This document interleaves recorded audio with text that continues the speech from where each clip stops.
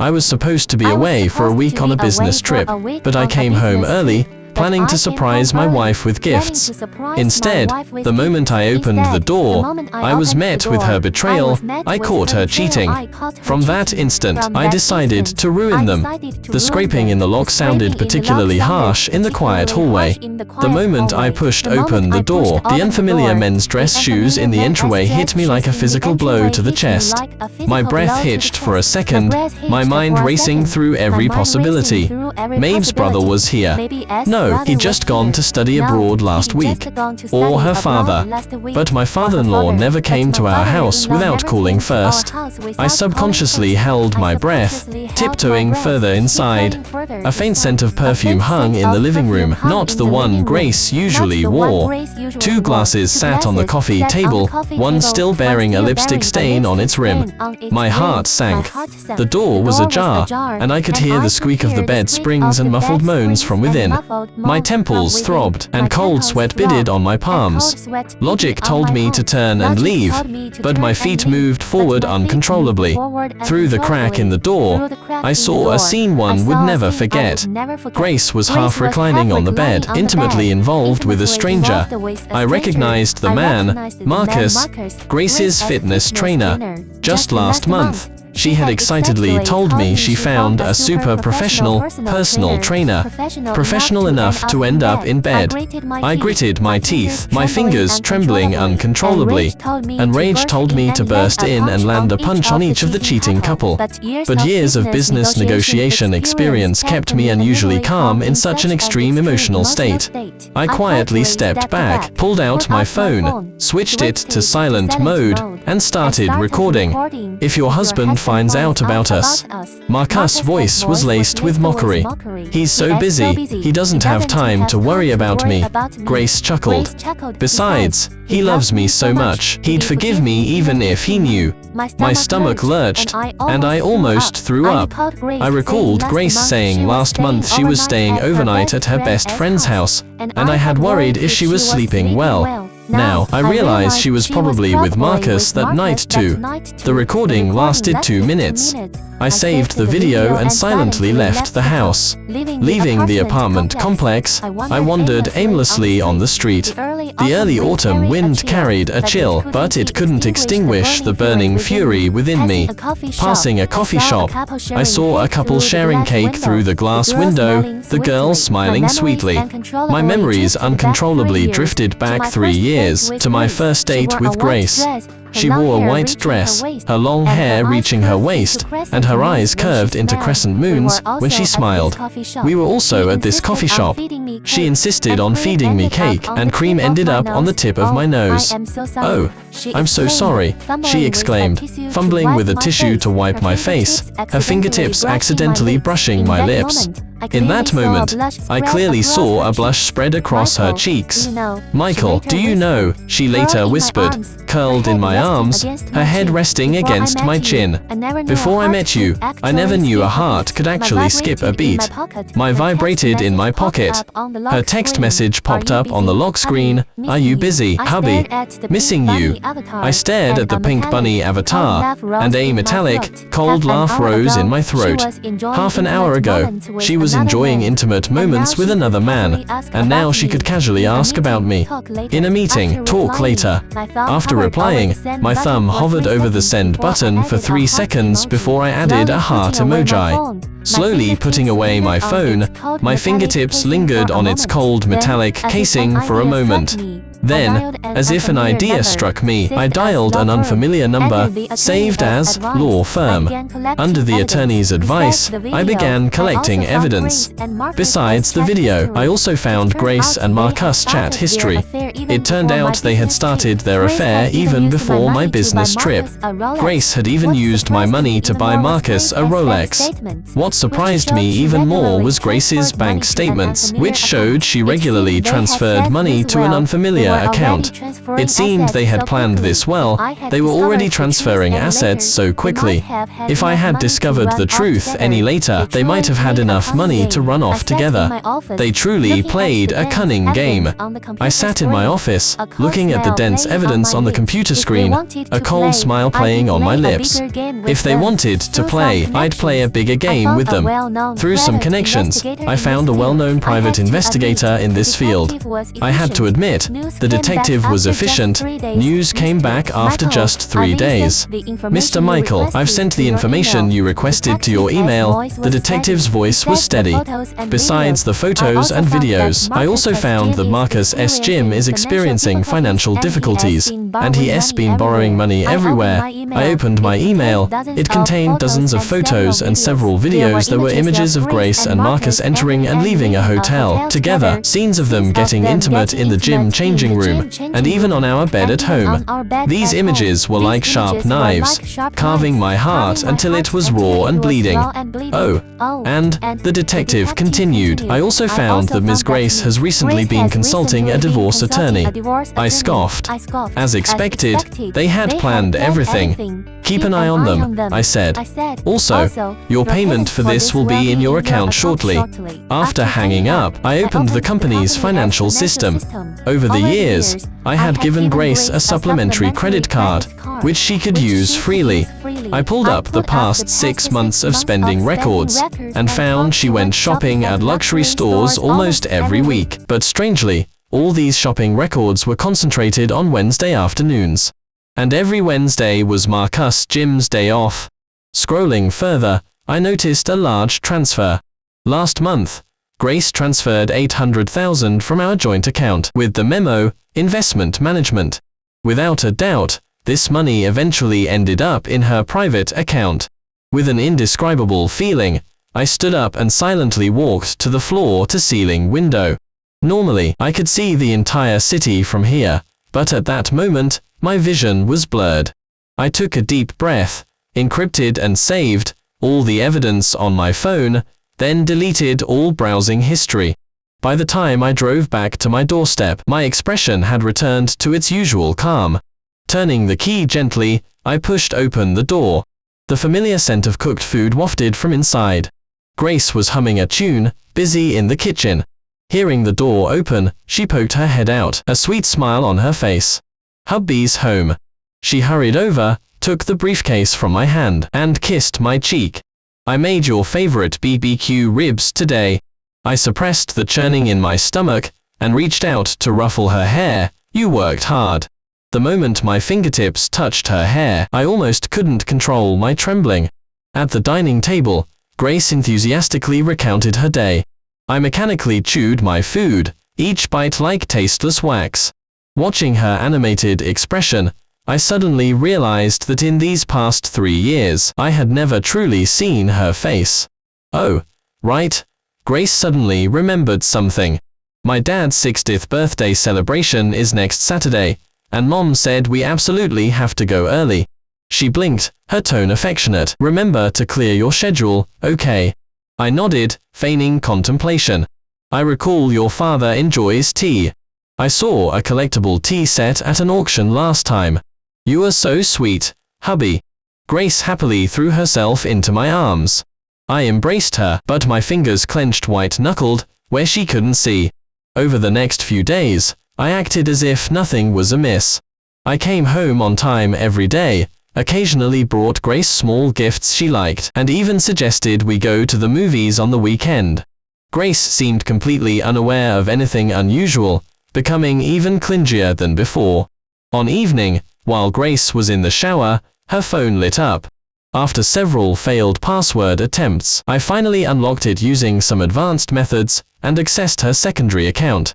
On the screen, Marcus' text message was clear: "Tomorrow, same place. Want to see you in that black dress." Scrolling up revealed explicit flirtations and date arrangements. What disgusted me most was that they had even discussed how to find opportunities to have an affair at my father-in-law's birthday celebration. The sound of water in the bathroom stopped. I quickly restored everything and returned the phone, locked, to its original spot. Grace walked in, drying her hair, and hugged me from behind. "Hubby, don't work too hard. I turned, pulled her into my embrace, and rested my chin on her damp hair. For you, it's always worth it, no matter how tired I am. I had said those words countless times before, but this time, every single one felt poisoned. The next afternoon, Grace said she was going to get a manicure with her best friend. I knew she was going to meet Marcus, but I considerately asked, "Do you need a ride?" "No thanks," she kissed my cheek. "You get some good rest, you've been working too hard lately." After she left, I immediately contacted the private investigator. 2 hours later, I received photos of them kissing passionately at the hotel entrance. I calmly filed the photos, then dialed my father-in-law's number. "Dad, it's me," I said, my voice light. "Regarding the birthday celebration in 2 months, I have a surprise I'd like to discuss with you." After hanging up the phone, I looked at the sunlight outside the window, feeling clearer than ever before. Grace and Marcus thought they controlled everything, but they had no idea the real game had just begun. And the birthday celebration would be the perfect stage for this performance. After my meeting, I sat in my office as my assistant approached with a document. "Mr. Michael, I've prepared all the documents you requested." I took the document and reviewed it carefully. Over the years, my assets primarily consisted of real estate and company shares. Although only a small portion of these were marital assets, if Grace were to seek a property division, these would be affected to some extent. Moreover, even if I ended up donating these assets, I wouldn't want the cheating couple to benefit from them. I casually picked up a pen, marking as I read. "From now on, transfer all these properties into a trust fund. Also, contact all major banks for me. In a while, freeze these joint accounts." My assistant nodded, appearing to hesitate before speaking. "Is there anything else?" I asked. "Mr. Michael," he hesitated, "I found that Ms. Grace recently went to the hospital and visited the obstetrics department. She seems pregnant." I snapped my head up, staring intently at him. "Are you certain?" "Yes." He handed me a document. "This is a copy of the test results she brought back from the hospital." I took the document, my hand trembling slightly. 8 weeks pregnant. Calculating the time, it was exactly before my last business trip. "Get a paternity test done. You know what to do." Without me saying more, I commanded coldly. After my assistant left, I slumped back in my chair, feeling a chill run through me. If this child was really mine, what would I do? No, it's impossible.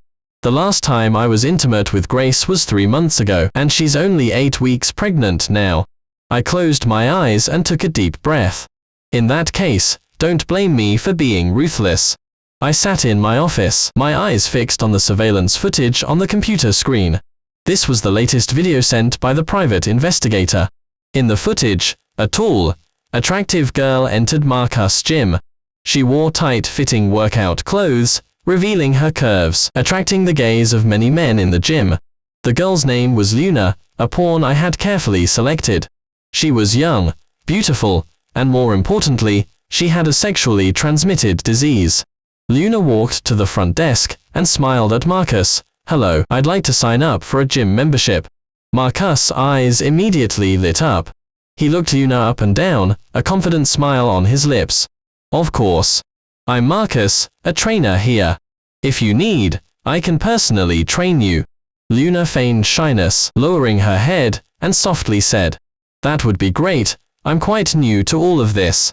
Over the next few days, Luna appeared frequently at the gym.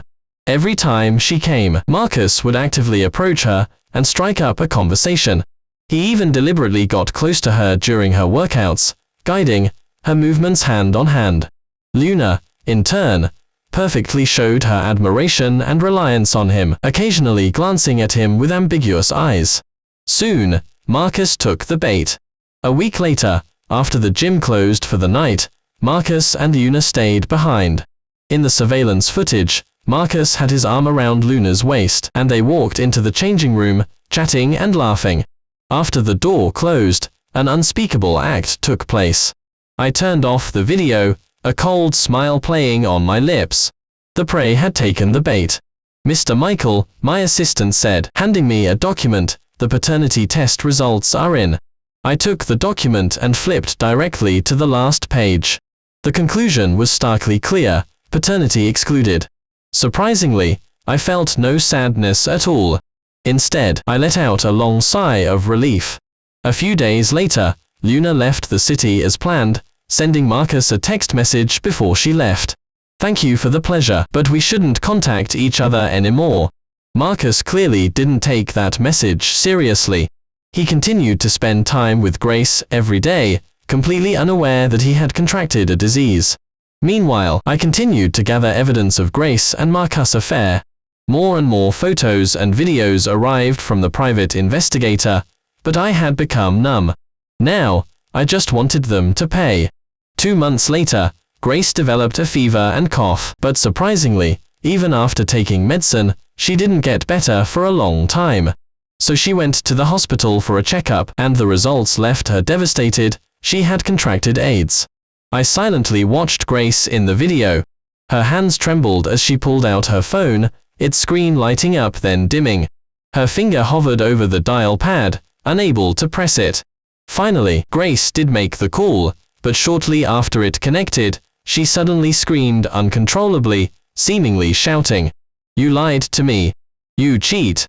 You ruined me. You ruined me." A moment later, Marcus arrived.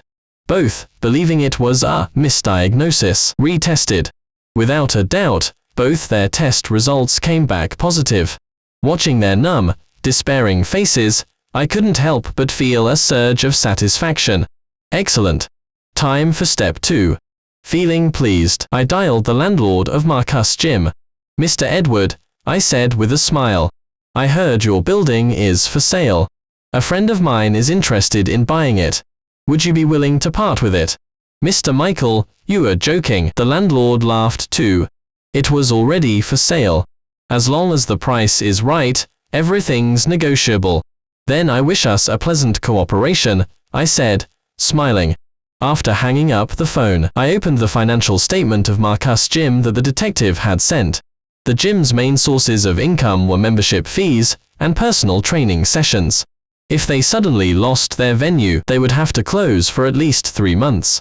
3 months would be enough for most members to cancel their memberships.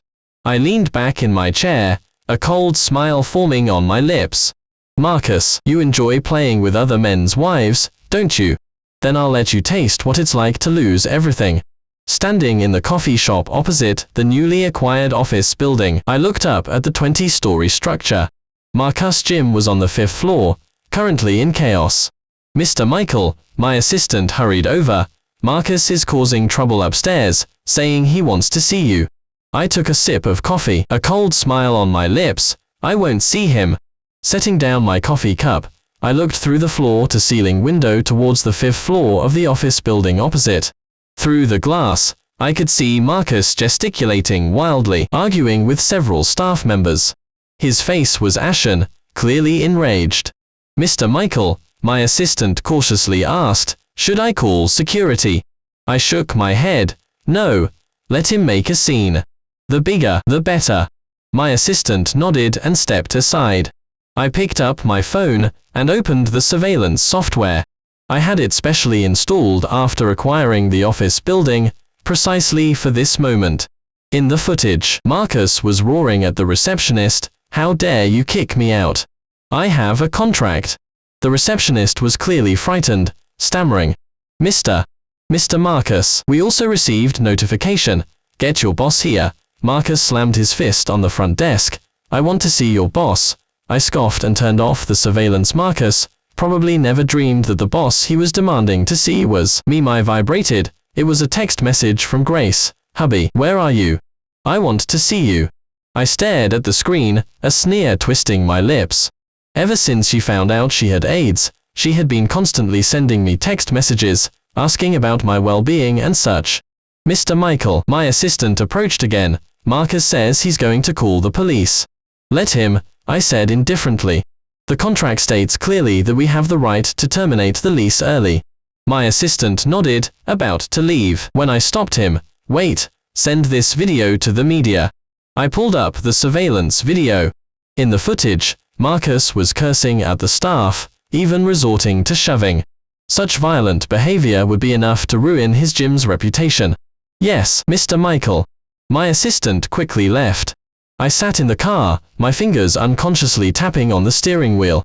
In the rearview mirror, my tie was meticulously knotted, my suit perfectly pressed, but my eyes were as cold as ice. Today was my father-in-law's 60th birthday celebration, and Grace had gone to the hotel early to help. She was wearing the Chanel suit I bought her, her makeup flawless, her smile sweet, as if she was still the gentle and virtuous wife. I touched the USB drive in my pocket, a cold smile forming on my lips.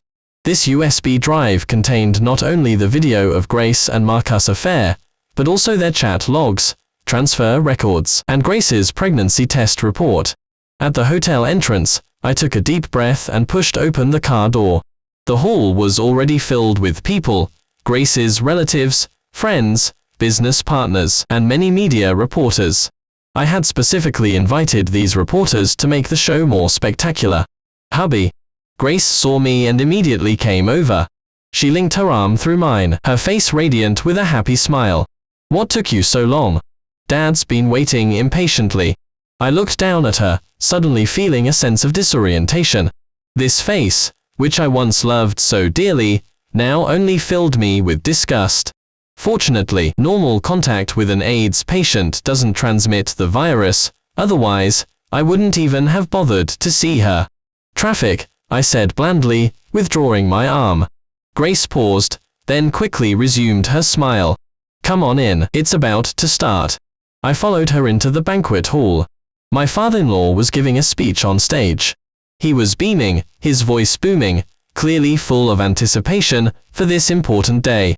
I thank all my relatives and friends for coming, and I especially want to thank my good son-in-law, Mr. Michael. My father-in-law gestured to me.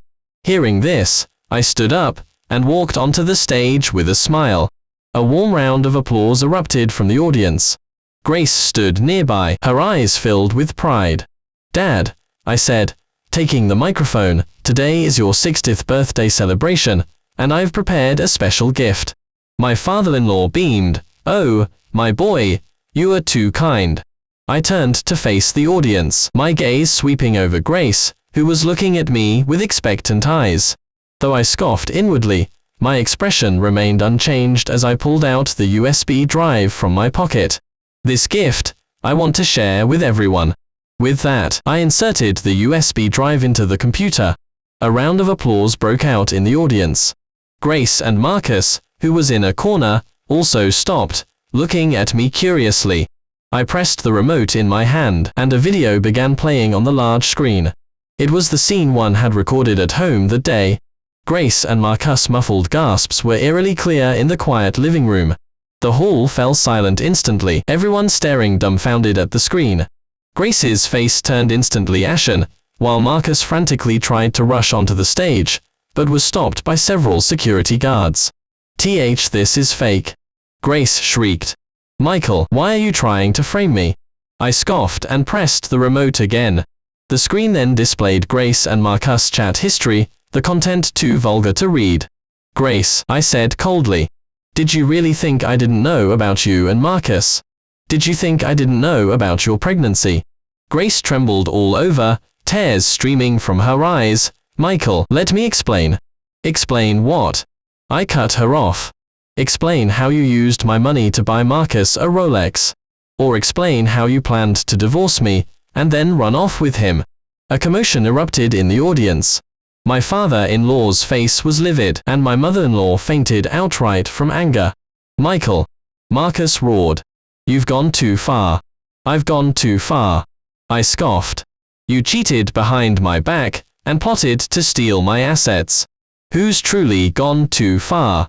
I pressed the remote again, and Grace's bank statements appeared on the screen, showing her regular transfers to an unfamiliar account.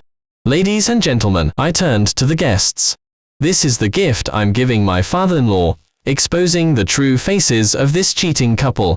The hall was in utter chaos. Grace slumped to the floor, while Marcus was escorted out by security. My father-in-law, trembling with rage, struck Grace with his cane and cursed her. Grace. How could you? You ungrateful daughter. Watching the chaotic scene unfold, something suddenly occurred to me. I looked at Grace, who was still slumped on the floor, and said, I've already prepared the divorce agreement. You will leave with nothing. As for the child, I glanced at her stomach again. You deal with it yourself. With that, I put down the microphone, and, escorted by the pre-arranged bodyguards, strode confidently out of the banquet hall. Behind me, Grace's cries and my father-in-law's curses echoed, but I walked away without looking back. Stepping out of the hotel, I took a deep breath, feeling some of the suffocating pressure in my chest dissipate. I pulled out my phone, and dialed my attorney's number. You can proceed. Sitting in my office, my fingers gently tapped the desk, my gaze falling on the divorce agreement. My attorney had just been here. When he handed me the agreement, his tone was calm and professional. Mr. Michael, all the terms have been drafted according to your requests. Ms. Grace has also been notified. I nodded, signaling that my attorney could leave. The office door softly closed, leaving me alone in the room. Sunlight streamed through the window, falling onto the divorce agreement, the black and white text appearing stark and glaring. I opened the agreement, my gaze sweeping over the cold clauses. Grace would leave with nothing. All assets, properties, vehicles, and even her credit cards and investment accounts, all would be mine. She had no right to divide any marital assets. I closed the agreement, leaned back in my chair, and shut my eyes. Grace's face, which once made my heart race, involuntarily appeared in my mind. 3 years ago, she smiled so sweetly, her eyes seemingly filled with stars. But now, that face held nothing but hypocrisy and betrayal. Mine vibrated. I picked it up, and saw it was a text message from my attorney. Ms. Grace has arrived. Would you like to come over? I replied, no, you handle everything. Meanwhile, in the attorney's office, Grace sat on the sofa, her face pale, her fingers tightly clutching the divorce agreement. Her eyes were red and swollen, clearly from crying for a long time. The attorney sat opposite her, his tone calm and detached. Ms. Grace, if you have no objections to the agreement, please sign on the last page. Grace looked up, her voice hoarse. Where's Michael? Isn't he coming?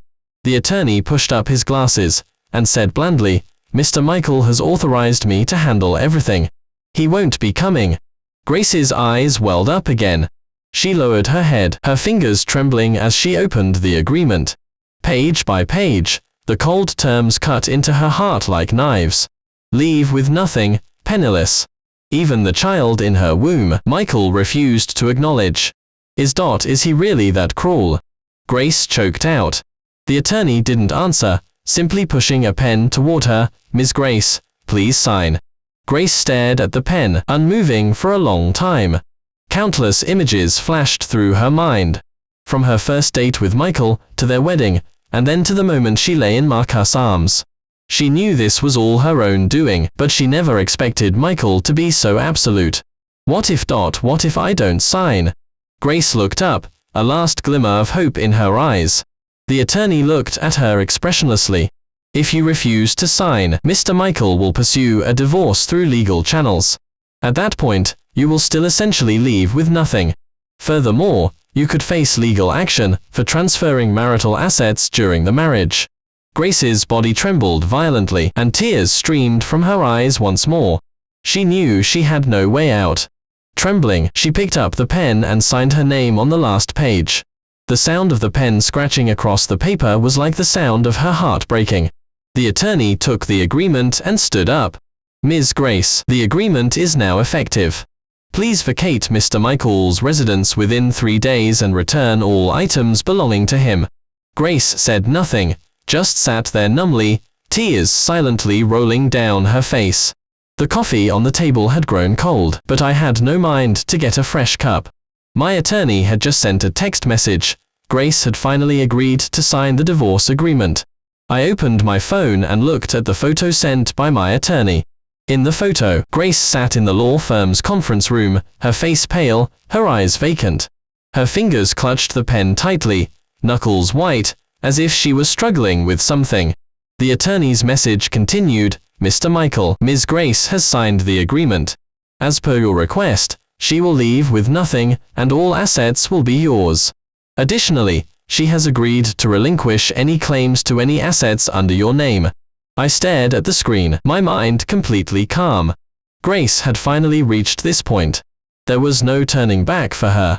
Her betrayal, her lies, her schemes, they all finally came to an end at this moment. I replied to my attorney, "Thank you for your hard work. I lines rely on you for the subsequent procedures." The farce was finally over. Grace and Marcus's fate was sealed. Grace lost everything she depended on, and Marcus' gym completely collapsed due to my actions, leaving him deeply in debt. Moreover, both of them had contracted AIDS. Their future days would only grow more difficult. Epilogue. Tragic. The night she signed the divorce agreement, Grace stood numbly on the street, dragging her suitcase. The early winter wind bit at her face, but she no longer felt the pain. The last message on her phone was from Marcus. "I'm finished, and you won't have it easy either." She closed her phone screen with a bitter laugh, and looked up at the apartment building, where she had once lived with Michael. Behind the brightly lit windows, there was a home that once belonged to her. Now, she barely had enough money to stay in a hotel. Grace felt the diagnostic report in her pocket, HIV positive. This report had completely shattered her life. She had initially thought the worst outcome would be divorce, getting half the assets, and then starting a new life with Marcus. But revenge was far more vicious than she had imagined. Her parents disowned her, her friends abandoned her, and she was penniless. "Michael. You are so cruel," Grace murmured to herself, her tears long since dried. She hailed a taxi and gave the address of a rundown apartment complex. It was Marcus' rented place, now her only refuge. Marcus' apartment was even worse than Grace had imagined.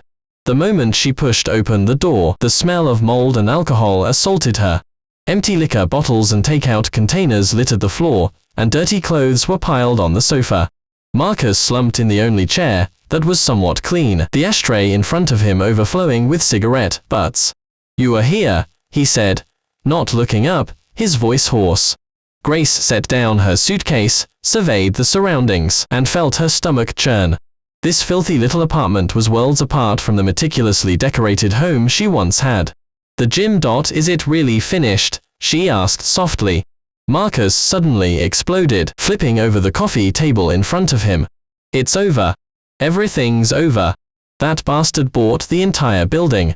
The landlord compensated me for breaching the contract, but it's nowhere near enough to reopen. Now, the entire internet is full of videos of me assaulting people.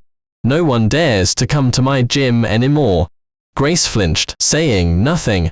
She knew Marcus' temper all too well. Confronting him now would only provoke a fiercer outburst. Marcus grabbed a bottle and took a swig, then stared at Grace's stomach. "That bastard. Is it really mine?" Grace instinctively shielded her abdomen and nodded. "Get rid of it," Marcus said coldly. "We can't afford to raise it, and besides..." His gaze fell on Grace's HIV diagnostic report. The implication clear, the doctor said. "Mother-to-child transmission isn't 100% guaranteed." Grace protested weakly. "Are you ******ing crazy?" Marcus grabbed her wrist. "What if it is? Are you going to give birth and let him be an AIDS patient too? Let him be discriminated against his entire life?" Grace couldn't break free, and could only sob softly. She used to be infatuated with Marcus's strength and dominance, but now those very traits terrified her. "Go to the hospital tomorrow." Marcus flung her hand away. "Now, go get me something to eat." Grace dragged her weary body towards the tiny kitchen and opened the refrigerator. It was empty except for a few cans of beer. She suddenly remembered Michael always stocking the refrigerator with her favorite foods, and her eyes welled up again. The corridors of the city hospital were cold and long. Grace sat alone on a bench outside the gynecology clinic, surrounded by pregnant women waiting for their checkups. Some were carefully supported by their husbands, others happily stroked their bellies. All of it stung Grace's heart. "Grace," the nurse called her name. Inside the examination room, the doctor read her diagnostic report, her brows tightly furrowed. "HIV positive, 10 weeks pregnant. Are you sure you want to proceed with the abortion?" Grace nodded, her voice barely a whisper. "Yes." The risks of the surgery will be much higher than usual, and the chances of post-operative infection are also very high. The doctor pushed up her glasses. And this might be your last chance to get pregnant. The fertility of HIV patients tends to decline as the disease progresses. Grace clutched the corner of her clothes. She remembered how much Michael had once longed for a child. Yet, the life growing inside her now was destined to be unwanted by anyone. I've decided to go through with the surgery, she finally said. After the surgery, Grace lay weakly in the recovery room. The nurse handed her several pills. These are antibiotics, make sure to take them on time. Your immune system is already very weak. A post-surgical infection would be very dangerous. Grace's hand trembled as she took the pills, and she suddenly felt a wave of dizziness. She tried to stand, but her vision blacked out, and she collapsed to the floor. The patient is in shock. Call for emergency. This was the last thing she heard before losing consciousness. When woke up again, she found herself in an isolation ward. An IV line was inserted into her arm, and the heart monitor by her bed beeped rhythmically. You are awake. A doctor wearing a mask walked to her bedside. The post-surgical infection led to sepsis. You've been in a coma for 3 days. Grace tried to speak, but her throat was too dry for any sound to come out. The doctor picked up the medical chart. Your CD4 count has dropped below 200, officially entering the AIDS onset stage. We need to start antiviral therapy, but given your current physical condition, the treatment might not be very effective. Grace closed her eyes, tears silently streaming down her face. She remembered that just a month ago, she was the glamorous Mrs. Michael, her biggest worry each day being which new handbag to buy. Now, she lay in a public hospital's isolation ward, with no one even visiting her. Has anyone visited me? She asked with difficulty. The doctor hesitated. Mr. Marcus came by, but he left after hearing the medical fees required prepayment. Grace gave a bitter laugh. This was the man she had chosen after betraying her marriage and abandoning everything. On the 3rd day of her hospitalization, her high fever finally subsided. A nurse brought her a phone. These are your belongings, just charged. Grace opened the phone, and dozens of unread messages popped up, most of them from Marcus. The medical bills are too expensive. I can't afford them. When can you get out of the hospital? The rent is almost due. That bastard Michael froze all my accounts, saying he's recovering the assets you transferred. You damn well answer me.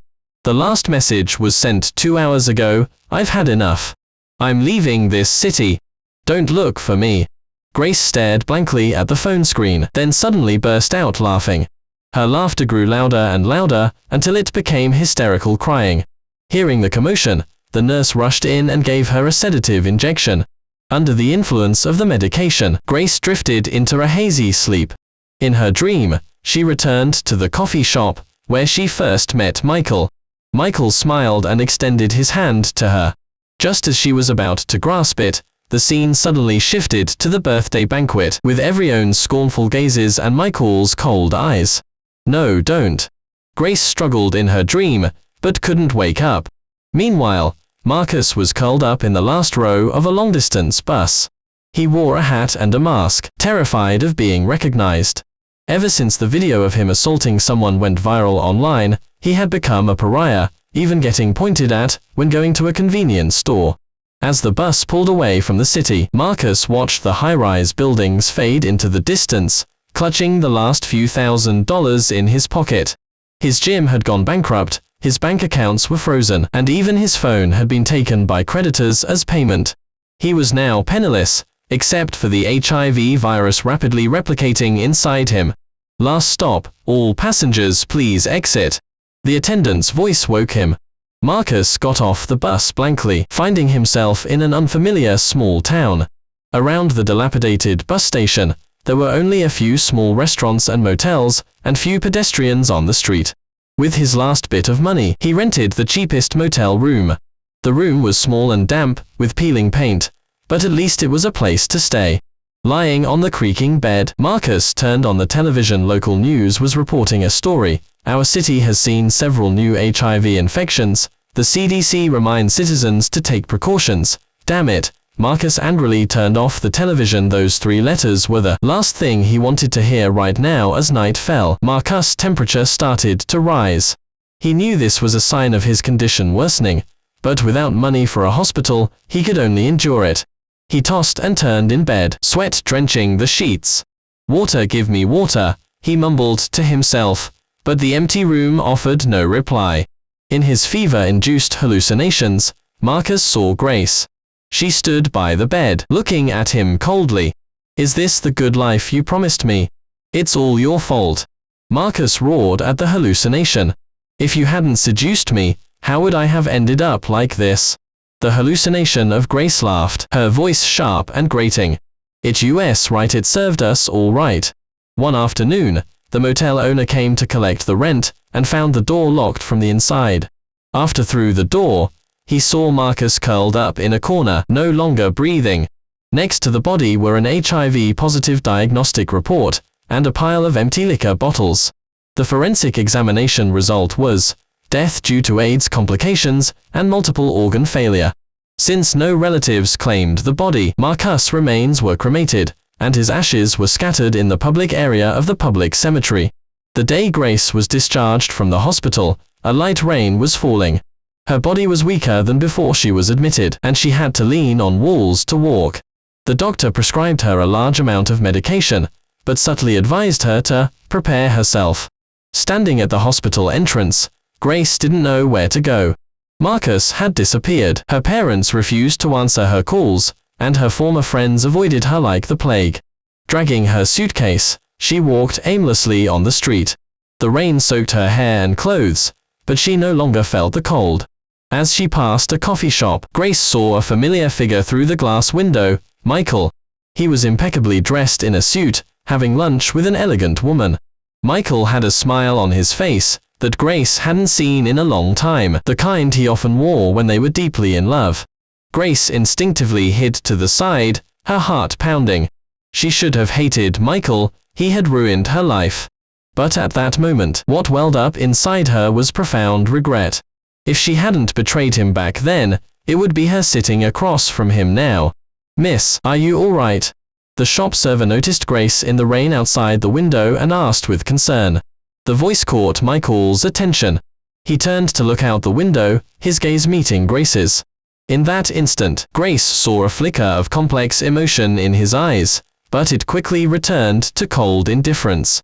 Michael turned his head and continued talking with his female companion, as if the person outside the window was merely an insignificant stranger. Grace broke down. She stumbled away, tears mixing with rain as they streamed down her cheeks. After running a few blocks, she was breathless and leaned against the bridge railing to rest. Below the bridge, the river water rushed, black as ink.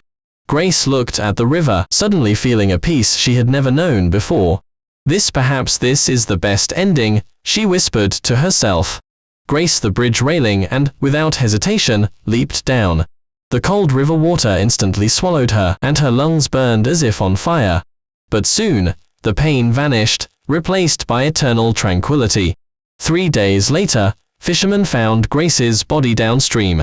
The police confirmed her identity through DNA matching, but her parents refused to claim the body. Michael was on a business trip abroad when he learned of their deaths. His assistant carefully asked, "Mr. Michael, should we handle the aftermath?" He closed his file, his voice flat. "No need. I severed all ties with them long ago."